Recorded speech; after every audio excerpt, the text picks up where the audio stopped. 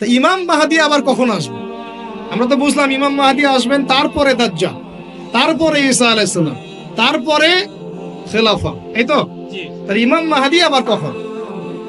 আমাদের বুয়েটের মাহদী বের হয়, পাঞ্জাব থেকে মাহদী বের হয়, হ্যাঁ, বাংলাদেশের ওই কোনায় মাহদী বের হয়, সৌদি আরব থেকে ওই কোনা থেকে মাহদী বের হয়, হয় না?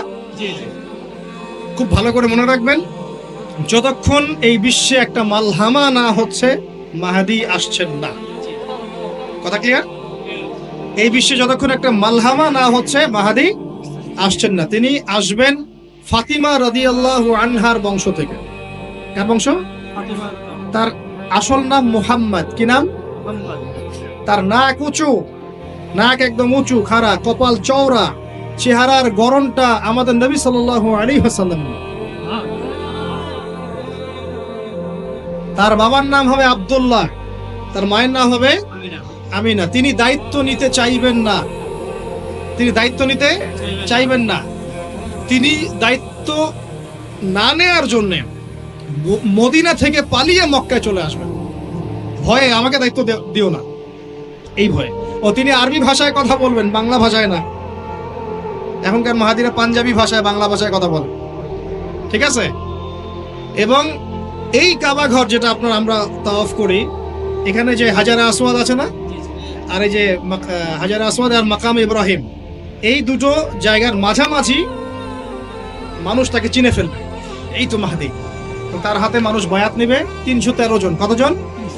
ওই তালুত বাহিনী তো 313, বদরও 313, এখানেও 313। এবার শুরু হবে আসল খেলা। এবার প্রথমে ওই আরবেরই একটা গোত্র, বনু কালব। কোন গোত্র? এই বনু কালব এই ইমাম মাহদীর বিরুদ্ধে যুদ্ধ করবে। আল মাহদী এই যুদ্ধে জয়লাভ করবেন ইনশাআল্লাহ। তারপরে সিরিয়া, শাম থেকে, শাম মানে শুধু সিরিয়াই না, ওই পুরো অঞ্চলটাই শাম, ওখান থেকে একটা দল আসবে এই মাহদীর সাথে যুদ্ধ করার জন্য। আল্লাহ পাক তাদেরকে মক্কা মদিনার মাঝখানে বাইদা নামক জায়গায় ধসিয়ে দেবে। কোন জায়গা? কথা বুঝতে পারছি? এরপরে মুসলমানদের আর কোনো পতন নাই, আর পিছনে ফিরে তাকানোর কোনো সুযোগ নাই। মুসলমানরা আর মাথা নিচু করবে না ইনশাআল্লাহ কোনোদিনের জন্য। তারপর চলতে থাকবে খালি ইসলামের বিজয় আর বিজয় আর বিজয় আর বিজয়। আল্লাহু আকবার। এভাবে চলবে। তবে মাহদী কখন আসবেন? আগে মালহামা, তারপর মাহদী। মালহামা কি তাহলে? এটা হচ্ছে একটা বিশাল যুদ্ধ। এটা কি? কেমন যুদ্ধ? নবীজি বলেছেন, এই রোমকরা, ইউরোপিয়ানরা তোমাদের সাথে অচিরেই চুক্তি ভঙ্গ করবে এবং 80টা পতাকা নিয়ে তোমাদের বিরুদ্ধে ওরা যুদ্ধ করবে। এই মালহামাটা হবে ইরাকের ফোরাত নদীর নিচেই হোক আর পাশেই হোক, আল্লাহ ভালো জানেন। ওখানে সোনার পাহাড়কে কেন্দ্র করে। কি কেন্দ্র করে? এই সোনা মানে সত্যিকারের সোনাও হতে পারে, অথবা তেলও হতে পারে, আল্লাহ ভালো জানেন। তেল তো এখন সোনার জায়গা দখল করেছে, করে নাই? এই বিশ্বে তো সোনা চলে না, কি চলে? তেল। তো এটাকে কেন্দ্র করে যুদ্ধ হবে। নবীজি বলেছেন ওই যুদ্ধে এত ভয়াবহ হবে যে 100 জন যোদ্ধার মধ্যে 99 জনই মারা যাবে না। একটু মাথা খাটান যে এমন কোন যুদ্ধ কি হয়েছে পৃথিবীতে যেটাতে 100 জনের মধ্যে 99% মারা গেছে? তার মানে এটা হয়নি এখনো। আর একটা যুদ্ধে এত পার্সেন্ট মানুষ কিভাবে মরতে পারে? যদি সে ঢাল তলোয়ারের যুদ্ধ হলে কি মরতে পারে? নিশ্চয়ই এমন কোন অস্ত্র সেখানে প্রয়োগ করা হবে যাতে একাধারে অনেক মানুষ তাড়াতাড়ি মারা যায়। এটা এই অস্ত্র এখনকার যুগের কি অস্ত্র? নিউক্লিয়ার ওয়েপন্স হতে পারে যদি এই যুগে সেটা হয়। আর যদি আল্লাহ পাক এটাকে আবার পূর্বের অবস্থায় নিয়ে যান, সেটাও হতে পারে, আল্লাহ ভালো জানেন। আমরা এটাকে ইন্টারপ্রিটেশন বলছি, এটা সঠিক হতে পারে, বেঠিক হতে পারে, অ্যাটলিস্ট একটা ধারণা তো পাচ্ছি। তারপর এই ইউফ্রেটিস নদীর এই সোনার পাহাড়কে কেন্দ্র করে এটা ঘটনা ঘটে। আল্লাহ নবী আরো বলেছেন সাল্লাল্লাহু আলাইহি ওয়াসাল্লাম, মুসলমানরা, আমাদের কথা বলছে, মুসলমানরা তোমরা যেন সেখানে হাতও না বাড়াও। কোন মুসলমান যেন ওই সোনায় হাতও না বাড়ায়, মানে ওই দিক থেকে আমরা যেন সম্পূর্ণ মুক্ত থাকি। ওরা মারামারি করে শেষ হয়ে যায়। বিশ্বটা হয়তো সংক্ষিপ্ত হয়ে আসতে পারে যদি এরকম কোনো ম্যাসিভ নিউক্লিয়ার যুদ্ধ হয়ে যায়, যেটার আশঙ্কা অনেকেই করেন।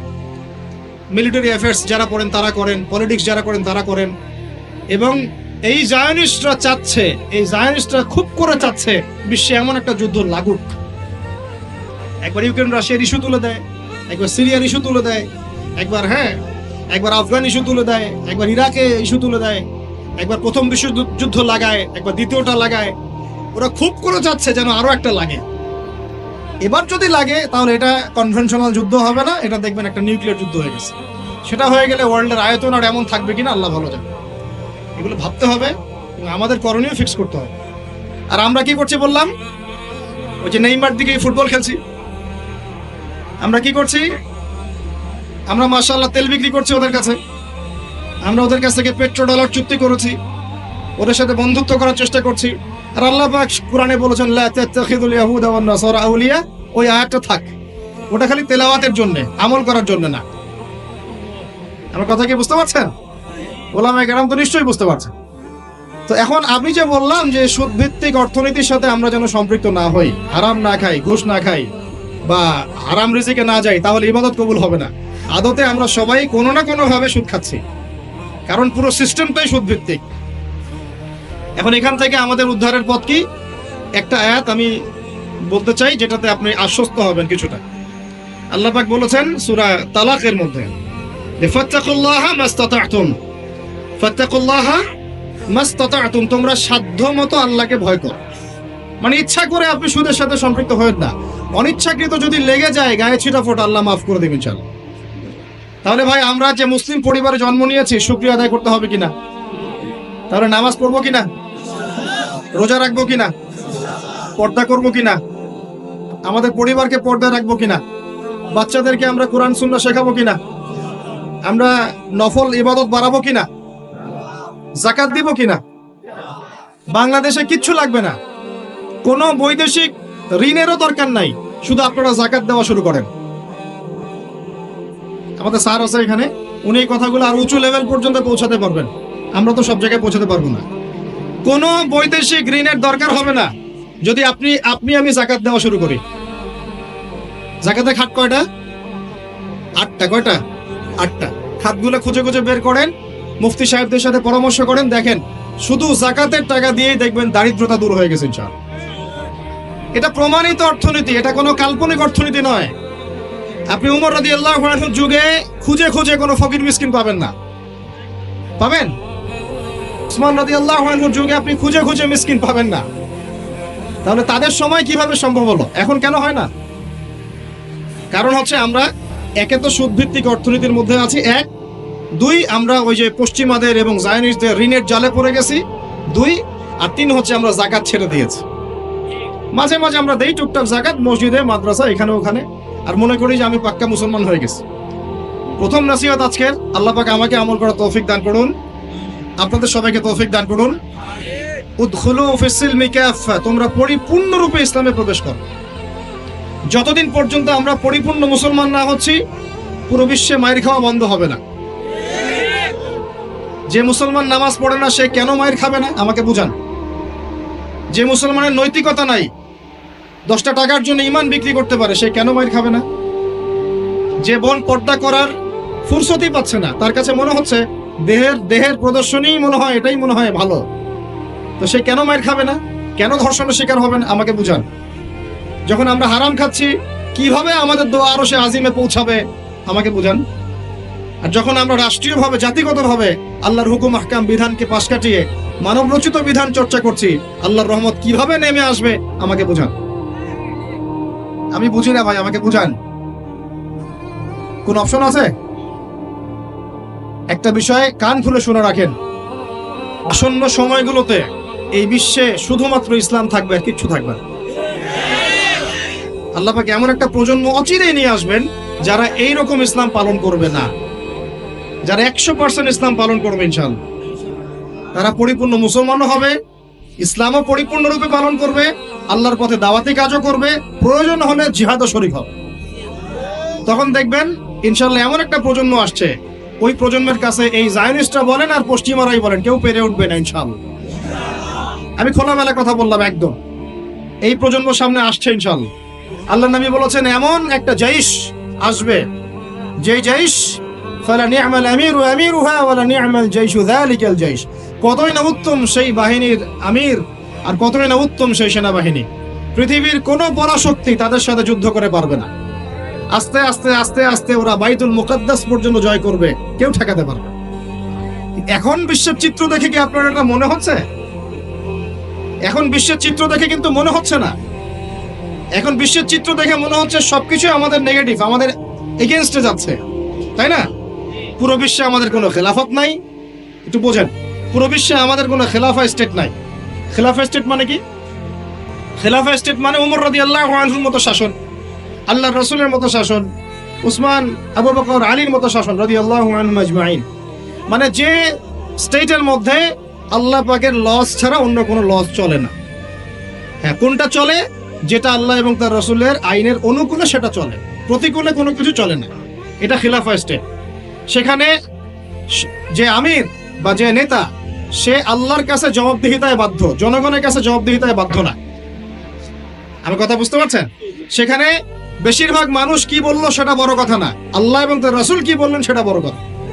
মানে বেশিরভাগ মানুষ যদি বলে সুদ হালাল, তার মানে এই না যে হালাল হয়ে যাবে। বুঝতে পারছেন কথা? আর বেশিরভাগ মানুষ যদি বলে মদ হালাল, তার মানে এই না যে মদ হালাল হয়ে যাবে। মনে করে আপনি ভোটাভুটি দিচ্ছেন, ভোটাভুটি করছেন, এখানে বেশিরভাগ বললো যে মদ হালাল হোক, খাওয়া যাবে, ভালোই তো, হ্যাঁ, বেপরদায় চললে ভালোই, আমরা মেয়েদেরকে দেখতে পারলাম, নাউজুবিল্লাহ। তারপরে সুদ হালাল হলে কি সমস্যা? সবাই খেয়ে আমরা খেলে কি সমস্যা? তো এখন বেশিরভাগ রায় এদিকে পড়লো, আর এই 10-5টা মুসলিম মিসকিন তারা বলছে না এগুলো হারাম। খিলাফা স্টেট মানে হচ্ছে ওই 10 জন মানুষের রায় গ্রহণযোগ্য হবে, এই 100 জনেরটা হবে না। কথা বুঝতে পারছেন কি পারছেন না? একটু শোরগোল করেন না, একটু মনোযোগ দেন। এখন পুরো বিশ্বে কি এমন কোন স্টেট আছে আপনার? আছে? কোথায় আছে? আবুধাবিতে, কাতারে, কুয়েতে? এই মাশাআল্লাহ, একটা কথা বলেছেন, খোরাসান এখানে ট্রাই করছে, কত বছর যুদ্ধ করলো? 20 বছর। আমরা দোয়া করি আল্লাহ পাক প্রত্যেক মুসলিম রাষ্ট্রের রাষ্ট্রপ্রধানদেরকে শক্তিশালী করুন এবং তাদেরকে ইসলাম বোঝার তৌফিক দান করুন, তাদেরকে আল্লাহ পাকের জমিন আল্লাহর খলিফা হওয়ার তৌফিক দান করুন। দোয়া করতে কোনো সমস্যা? আল্লাহ পাক চাইলে আমাদের এই দেশটা এত উন্নত হবে, একদিন আমরা দেখবেন ইনশাআল্লাহ জাতিসংঘে ভেটো পাওয়ার দিব ইনশাআল্লাহ। যদিও এটা একটা কাল্পনিক স্বপ্নের মতোই, কিন্তু স্বপ্ন দেখতে দোষ আছে। তবে আমি নিশ্চিত, এটা আমি আমার কনফিডেন্স থেকে বলছি, ইমামুল মাহদি আসার সময় ইউনাইটেড নেশনস বলে কোনো নেশনস থাকবে না ইনশাআল্লাহ। ঈসা আলাইহিস সালাম যখন আসবেন তখন জাতিসংঘ বলে কোনো সংঘ থাকবে না ইনশাআল্লাহ। আপনাদের কি মনে হয় ঈসা আলাইহিস সালাম যখন আসবেন, এসে জাতিসংঘে গিয়ে বলবেন আমার খেলাফা রাষ্ট্র কায়েমের অনুমোদন দেন? আপনার তাই মনে হয়? সে বলবে যে আমাকে ডলার দেন, ডলার দিয়ে কেনা বেচা করবো। হ্যাঁ, সে বলবে যে আপনার রেজুলেশন পাস করেন, আমি প্যালেস্টাইন থেকে, জেরুজালেম থেকে ইসলামী খেলাফত কায়েম করতে চাই, আমাকে সমর্থন দেন। তিনি কি এগুলো করতে যাবেন? আপনার মনে হয় তিনি এসে ওয়ার্ল্ড ব্যাংকে গিয়ে বলবেন আমাকে লোন দেন, IMF এ গিয়ে বলবেন আমাকে লোন দেন? তার মানে ওই সময় এগুলোর কোনো অস্তিত্বই থাকবে না ইনশাআল্লাহ। এটা বোঝাই যাচ্ছে থাকবে না ইনশাআল্লাহ। আমি কি বলবো আমি জানি না, কিভাবে বললে আপনারা বুঝবেন তাও জানি না, আর আমিও জানি না এসব বলে কি হবে। আমি শুধু চাই আপনাদের মধ্যে একটা সচেতনতা তৈরি হোক, যাতে আপনারা আপনাদের পরিবার এবং পরবর্তী প্রজন্মকে বোঝাতে পারেন যা পৃথিবীতে চলছে এগুলো জুলুম। এই জুলুমের অবসান অচিরেই ঘটবে যখন আল মাহদি আসবেন এবং ব্ল্যাক ফ্ল্যাগস, কালো পতাকাধারী বাহিনী বের হবে ইনশাআল্লাহ। যুদ্ধ করতে করতে করতে করতে এরা বাইতুল মুকাদ্দাস পর্যন্ত জয় করবে। আসবে, আল্লাহর বাহিনী আসবে, যখন আসবে আপনারা এমনিই বুঝতে পারবেন ইনশাআল্লাহ। ঠিক আছে? আর আমরা আমাদের পরবর্তী প্রজন্মকে বোঝাবো, জানাবো যে ইনশাআল্লাহ অচিরেই সেই বাইতুল মুকাদ্দাস আমাদের হতে যাচ্ছে ইনশাআল্লাহ। জাফর ইবনে আবি তালেব রাদিয়াল্লাহু আনহু আল্লাহর নবীর আপন চাচাতো ভাই, চাচা আবু তালেবের ছেলে। আলী ইবনে আবি তালেব, জাফর ইবনে আবি তালেব। জাফর ইবনে আবি তালেব রাদিয়াল্লাহু আনহু যুদ্ধ করতে গিয়েছেন, মুতার যুদ্ধে। কোন যুদ্ধ? আল্লাহর নবী 3 জনকে সেনাপতি বানালেন, যায়েদ ইবনে হারেসা, আব্দুল্লাহ বিন রাওয়াহা এবং জাফর ইবনে আবি তালেব। কোন যুদ্ধে 3টা অধিনায়ক লাগে নাকি? একজন লাগে। তাহলে সাহাবীরা বুঝে ফেললেন যে আমরা এই যুদ্ধে গেলে শহীদ হব নিশ্চিত। কথা বুঝতে পারছেন? সবাই বিদায় নিয়ে চলে গেলেন। ওদের সৈন্য সংখ্যা প্রায় 2 লক্ষ। কত লক্ষ? মুসলিমদের সৈন্য সংখ্যা মাত্র 3000, মাত্র 3।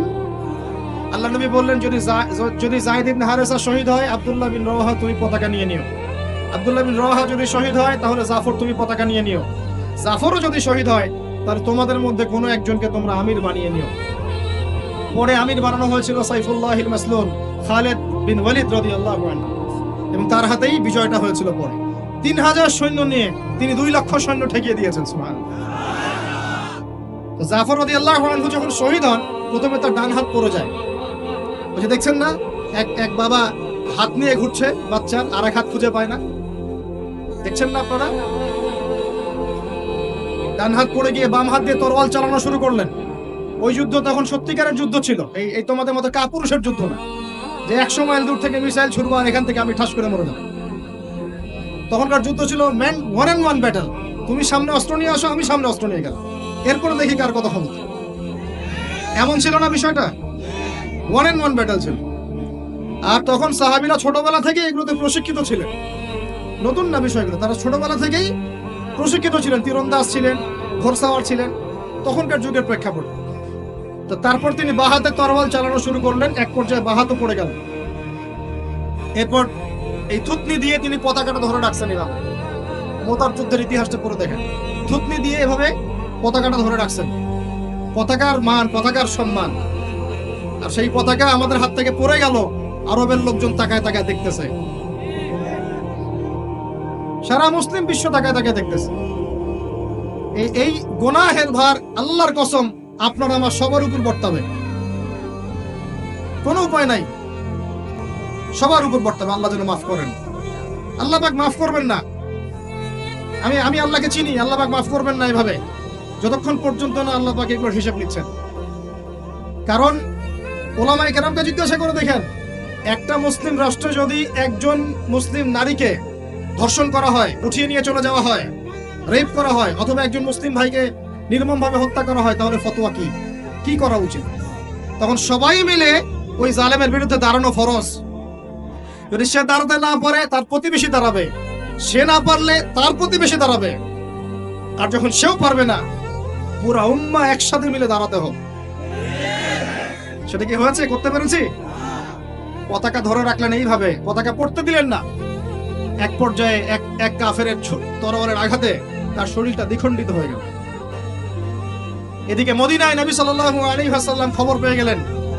খবর পেয়ে বলছেন, এইমাত্র জাফর শহীদ হলো, এইমাত্র জাফর শহীদ হলো।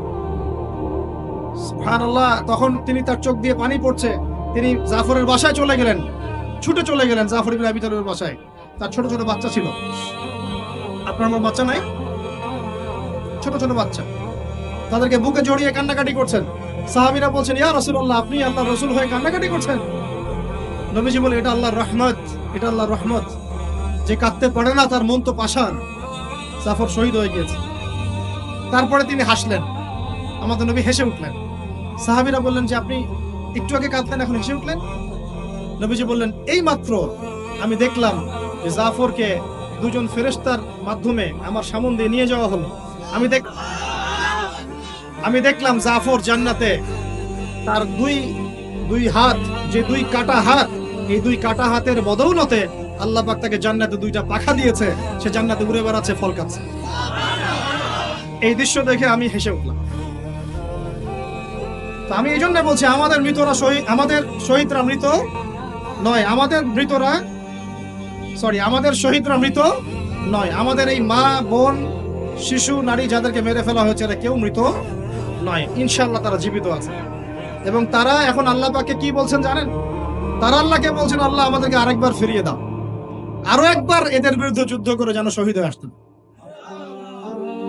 একজন শহীদ সাহাবীর মাকবারা থেকে যদি কেউ কোনো ঘ্রাণ পায়, মনে করেন আল্লামা তারেক জামিল হুজুর গিয়েছেন মুয়াজ বিন জাবাল রাদিয়াল্লাহু আনহুর কবরের সামনে, আপনি গিয়েছেন, মনে করেন এরকম অনেক মানুষই পেয়েছে, আপনি গিয়েছেন এমন একজন সাহাবীর কবরের সামনে যেখানে আপনি কিছু একটা ঘ্রাণ পাচ্ছেন, আপনি পাচ্ছেন, হয়তো আর 10 জন পাচ্ছে না, এই 5 জন পাচ্ছে, ওই 10 জন পাচ্ছে না, হতে পারে কি না?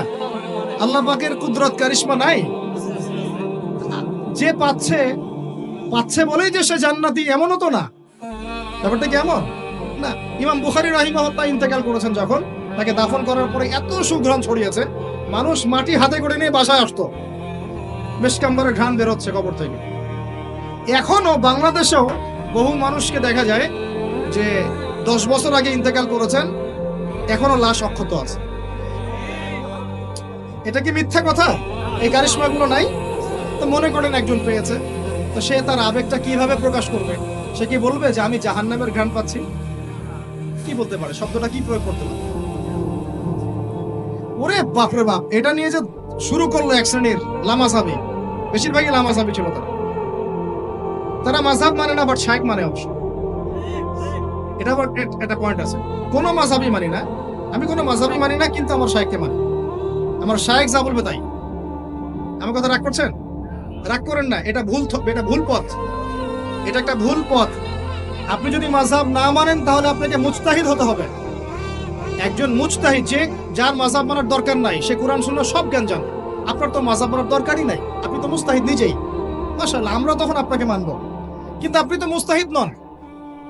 বরং আপনি কোনো কোনো ক্ষেত্রে কোরআনও তেলাওয়াত করতে পারেন না, হাদিসের ইবারতও পড়তে পারেন না, আপনি কোনো ফিকহের মাসআলা দিতে পারবেন না। তাহলে তো আপনাকে কোনো ইমামের অনুসরণ করতেই হবে, এবং সেটা আপনি করছেনও তো। মাশাআল্লাহ, আপনি শায়েখকে ফলো করছেন, ওটা তো মাযহাব মানেই হলো, তাই না?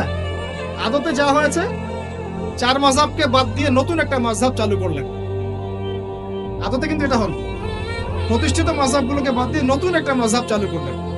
মাযহাবে জাকারিয়া, মাযহাবে রাজ্জাকিয়া, এরকম কিছু মাযহাব চালু করলেন, নতুন নতুন মাযহাবে।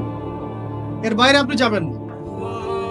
উনি যদি বলেন তালেবান খারাজি, আপনিও বলবেন তালেবান খারাজি। উনি যদি বলেন অমুক আদনানি গোষ্ঠী, আপনিও বলবেন সে আদনানি গোষ্ঠী। তাহলে আপনি তো আপনার শায়েখের মুকাল্লিদ। আপনি কি যাচাই করতে পারেন আসলে কারা খারাজি, কারা এই কারা সেই? আদতে লা মাযহাবি বলে কোনো শব্দ নাই। আমরা সবাই কোনো না কোনো মাযহাব ফলো করি। বাংলাদেশের সবচেয়ে বড় আলেমের একজনের নাম বলেন দেখি, বলেন একটা নাম বলেন। মাশাআল্লাহ, কি বলেছেন? আব্দুল মালিক দামাত বারাকাতুহু। আচ্ছা, মাশাআল্লাহ। হ্যাঁ, মাশাআল্লাহ, ওনার মতো মুহাদ্দিস এই উপমহাদেশে খুব কমই আছে, ঠিক না বেঠিক? এখন উনি এত বড় মানুষ হওয়ার পরেও কি তিনি নিজে কোনো মাযহাব চালু করেছেন, নাকি তিনিও একটা মাযহাবকে ফলো করেন? এখন আপনি আমি তো কোরআনই পড়তে পারি না, হাদিসও বুঝি না, মাসলা মাসাইলও জানি না, ফিকহও বুঝি না, 2 দিন 4টা চটি বই পড়ে আপনি মুস্তাহিদ হয়ে গেলেন? মূলত এটা হয়ে গেল শায়েখ পূজা। কি হলো?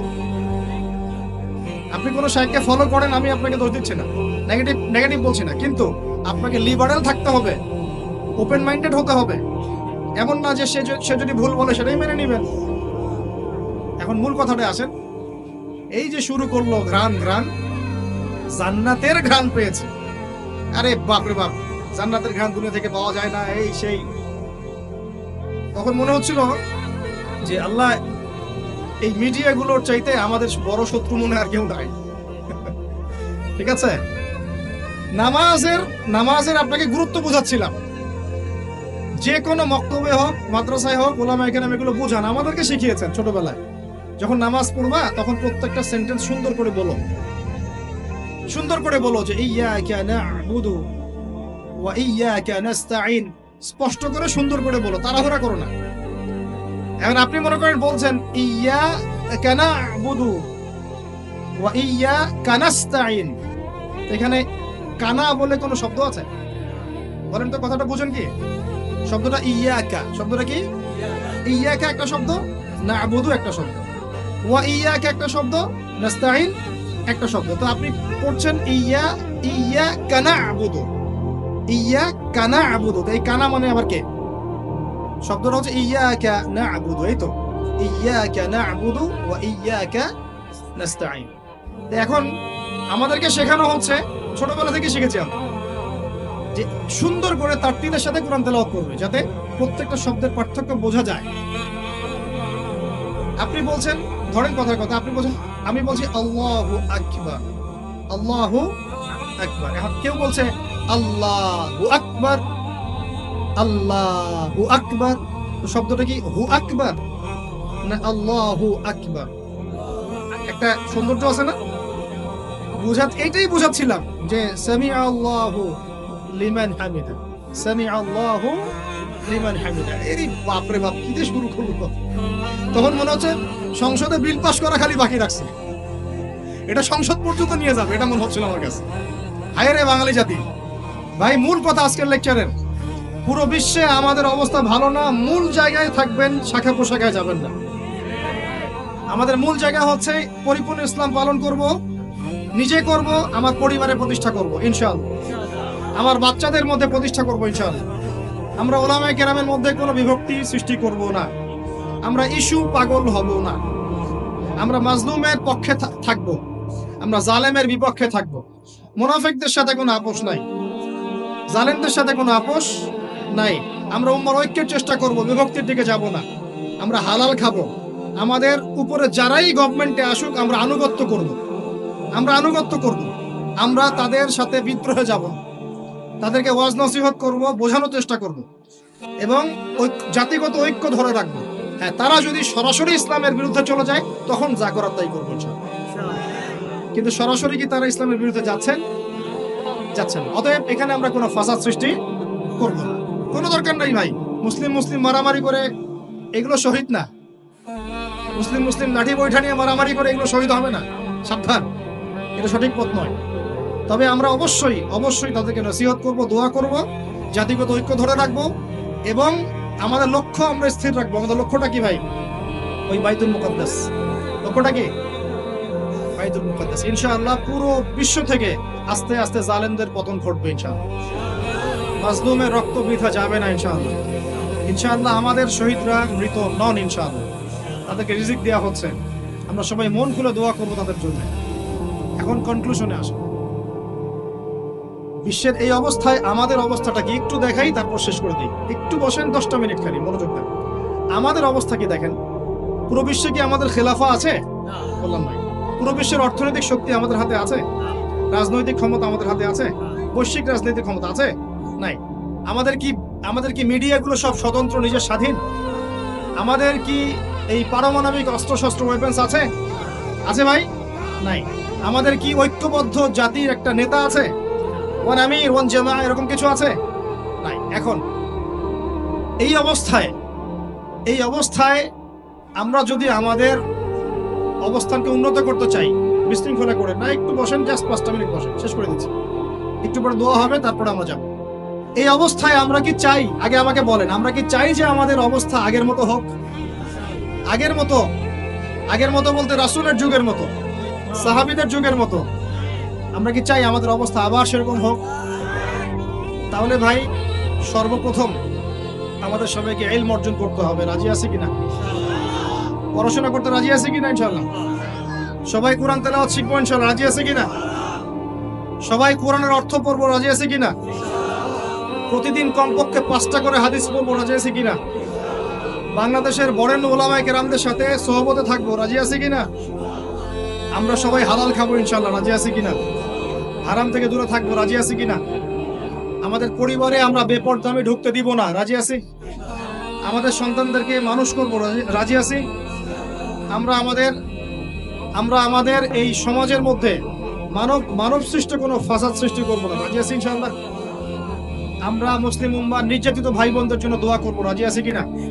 তাদের জন্য আল্লাহর দরবারে কান্নাকাটি করবো। রাজি আছি কিনা? আমরা উম্মার মাঝে কোনো বিভক্তি সৃষ্টি করবো না। রাজি আছি কিনা? আমরা সবাই মিলে দ্বীনের দাওয়াতি কাজ করবো। রাজি আছি কিনা? আমরা সবাই মিলে প্রয়োজনে আল্লাহর দ্বীনের জন্য জিহাদ করবো। রাজি আছি কিনা? আল্লাহ পাক আমাদের সবাইকে যেন কবুল করেন, আমিন। শেষ কথা শুনে রাখেন, এই জুলুম চিরস্থায়ী হবে না। এই বাংলাদেশ ঈসা আলাইহিস সালাম শাসন করবে ইনশাআল্লাহ। আপনারা ইলেকশন করেন, হরতাল করেন, এই করেন সেই করেন, আমার কথাটা ছোট ভাই হিসেবে বিশ্বাস করেন। আমি কোনো দলের মানুষ না, আমি সবার শুভাকাঙ্ক্ষী। এই বাংলাদেশ ঈসা আলাইহিস সালাম শাসন করবে ইনশাআল্লাহ, ইনশাআল্লাহ। এই ভারত ঈসা আলাইহিস সালাম শাসন করবে ইনশাআল্লাহ। এই জেরুজালেম ঈসা আলাইহিস সালাম শাসন করবে ইনশাআল্লাহ। এই আরবের যত কান্ট্রি দেখতেছেন সবগুলো ঈসা আলাইহিস সালাম শাসন করবে। তার আগ পর্যন্ত আপনারা এই খেলা চালাতে থাকেন, কোনো লাভ নাই। আস্তে আস্তে সব শেষ হয়ে যাবে। এখন একটা মজার প্রশ্ন, এই প্রশ্নটা দিয়ে শেষ করি। তা ইমাম মাহদী আবার কখন আসবে? আমরা তো বুঝলাম ইমাম মাহদী আসবেন, তারপরে দাজ্জাল, তারপরে ঈসা আলাইহিস সালাম, তারপরে খেলাফা, এই তো। তাহলে ইমাম মাহদী আবার কখন? আমাদের বুয়েটের মাহদী বের হয়, পাঞ্জাব থেকে মাহদী বের হয়, হ্যাঁ, বাংলাদেশের ওই কোনায় মাহদী বের হয়, সৌদি আরব থেকে ওই কোনা থেকে মাহদী বের হয়, হয় না? খুব ভালো করে মনে রাখবেন, যতক্ষণ এই বিশ্বে একটা মালহামা না হচ্ছে মাহদী আসছেন না। কথা ক্লিয়ার? এই বিশ্বে যতক্ষণ একটা মালহামা না হচ্ছে মাহাদি আসছেন না। তিনি আসবেন ফাতিমা রাদিয়াল্লাহু আনহার বংশ থেকে। কার বংশ? তার আসল নাম মুহাম্মদ। কি নাম? তার নাক উঁচু, নাক একদম উঁচু খাড়া, কপাল চওড়া, চেহারার গড়নটা আমাদের নবী সাল্লাল্লাহু আলাইহি ওয়াসাল্লাম। তার বাবার নাম হবে আব্দুল্লাহ, তার মায়ের নাম হবে আমিনা। তিনি দায়িত্ব নিতে চাইবেন না, তিনি দায়িত্ব না নেওয়ার জন্য মদিনা থেকে পালিয়ে মক্কায় চলে আসবেন। ভয়ে আমাকে দায়িত্ব দিও না, এই ভয়ে। ও তিনি আরবি ভাষায় কথা বলবেন, বাংলা ভাষায় না। এখনকার মাহাদিরা পাঞ্জাবি ভাষায়, বাংলা ভাষায় কথা বলেন, ঠিক আছে? এবং এই কাবা ঘর যেটা আমরা তাওয়াফ করি, এখানে যে হাজারে আসওয়াদ আছে না, আর এই যে হাজারে আসওয়াদ আর মাকাম ইব্রাহিম, এই দুটো জায়গার মাঝামাঝি মানুষ তাকে চিনে ফেলবে। এই তো মাহদি। তার হাতে মানুষ বায়াত নেবে 313 জন। কতজন? ওই তালুত বাহিনী তো 313, বদরও 313, এখানেও 313। এবার শুরু হবে আসল খেলা। এবার প্রথমে ওই আরবেরই একটা গোত্র বনু কালব। কোন গোত্র? এই বনু কালব এই ইমাম মাহাদির বিরুদ্ধে যুদ্ধ করবে। আল মাহদি এই যুদ্ধে জয়লাভ করবেন ইনশাআল্লাহ। তারপরে সিরিয়া, শাম থেকে, শাম মানে শুধু সিরিয়াই না, ওই পুরো অঞ্চলটাই শাম, ওখান থেকে একটা দল আসবে এই মাহদির সাথে যুদ্ধ করার জন্য। আল্লাহ পাক তাদেরকে মক্কা মদিনার মাঝখানে বাইদা নামক জায়গায় ধসিয়ে দেবে। কোন জায়গা? এরপরে মুসলমানদের আর কোনো পতন নাই, আর পিছনে ফিরে তাকানোর কোনো সুযোগ নাই। মুসলমানরা আর মাথা নিচু করবে না ইনশাআল্লাহ কোনোদিনের জন্য। তারপর চলতে থাকবে খালি ইসলামের বিজয় আর বিজয় আর বিজয় আর বিজয়। আল্লাহু আকবার। এভাবে চলবে। তবে মাহাদি কখন আসবেন? আগে মালহামা, তারপর মাহাদি। মালহামা কি তাহলে? এটা হচ্ছে একটা বিশাল যুদ্ধ। এটা কি? কেমন যুদ্ধ? নবীজি বলেছেন, এই রোমকরা, ইউরোপিয়ানরা তোমাদের সাথে অচিরেই চুক্তি ভঙ্গ করবে এবং 80টা পতাকা নিয়ে তোমাদের বিরুদ্ধে ওরা যুদ্ধ করবে। এই মালহামাটা হবে ইরাকের ফোরাত নদীর নিচেই হোক আর পাশেই হোক, আল্লাহ ভালো জানেন। ওখানে সোনার পাহাড়কে কেন্দ্র করে। কি কেন্দ্র করে?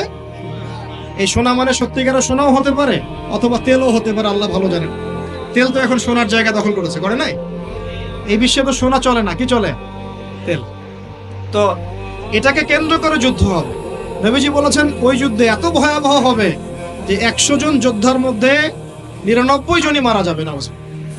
একটু মাথা খাটান যে এমন কোন যুদ্ধ কি হয়েছে পৃথিবীতে যেটাতে 100 জনের মধ্যে 99% মারা গেছে? তার মানে এটা হয়নি এখনো। আর একটা যুদ্ধে এত পার্সেন্ট মানুষ কিভাবে মরতে পারে? যদি সেটা ঢাল তলোয়ারের যুদ্ধ হলে কি মরতে পারে? নিশ্চয়ই এমন কোন অস্ত্র সেখানে প্রয়োগ করা হবে যাতে একাধারে অনেক মানুষ তাড়াতাড়ি মারা যায়। এটা এই অস্ত্র এখনকার যুগের কি অস্ত্র? নিউক্লিয়ার ওয়েপন্স হতে পারে যদি এই যুগে সেটা হয়। আর যদি আল্লাহ পাক এটাকে আবার পূর্বের অবস্থায় নিয়ে যান, সেটাও হতে পারে, আল্লাহ ভালো জানেন। আমরা এটাকে ইন্টারপ্রিটেশন বলছি, এটা সঠিক হতে পারে, বেঠিক হতে পারে, অ্যাটলিস্ট একটা ধারণা তো পাচ্ছি। তারপর এই ইউফ্রেটিস নদীর এই সোনার পাহাড়কে কেন্দ্র করে এটা ঘটনা ঘটে। আল্লাহ নবী আরো বলেছেন সাল্লাল্লাহু আলাইহি ওয়াসাল্লাম, মুসলমানরা, আমাদের কথা বলছে, মুসলমানরা তোমরা যেন সেখানে হাতও না বাড়াও। কোন মুসলমান যেন ওই সোনায় হাতও না বাড়ায়, মানে ওই দিক থেকে আমরা যেন সম্পূর্ণ মুক্ত থাকি। ওরা মারামারি করে শেষ হয়ে যায়। বিশ্বটা হয়তো সংক্ষিপ্ত হয়ে আসতে পারে যদি এরকম কোনো ম্যাসিভ নিউক্লিয়ার যুদ্ধ হয়ে যায়, যেটার আশঙ্কা অনেকেই করেন। মিলিটারি অ্যাফেয়ার্স যারা করেন তারা করেন, পলিটিক্স যারা করেন তারা করেন। এবং এই জায়নিস্টরা খুব করে চাচ্ছে বিশ্বে এমন একটা যুদ্ধ লাগুক। একবার ইউক্রেন রাশিয়ার ইস্যু তুলে দেয়, একবার সিরিয়ার ইস্যু তুলে দেয়, একবার আফগান ইস্যু তুলে দেয়, একবার ইরাকে ইস্যু তুলে দেয়, একবার প্রথম বিশ্বযুদ্ধ লাগায়, একবার দ্বিতীয়টা লাগায়। ওরা খুব করে চাচ্ছে যেন আরো একটা লাগে। এবার যদি লাগে তাহলে এটা কনভেনশনাল যুদ্ধ হবে না, এটা দেখবেন একটা নিউক্লিয়ার যুদ্ধ হয়ে গেছে। সেটা হয়ে গেলে ওয়ার্ল্ডের আয়তন আর এমন থাকবে কিনা আল্লাহ ভালো জানে। এগুলো ভাবতে হবে, আমাদের করণীয় ফিক্স করতে হবে।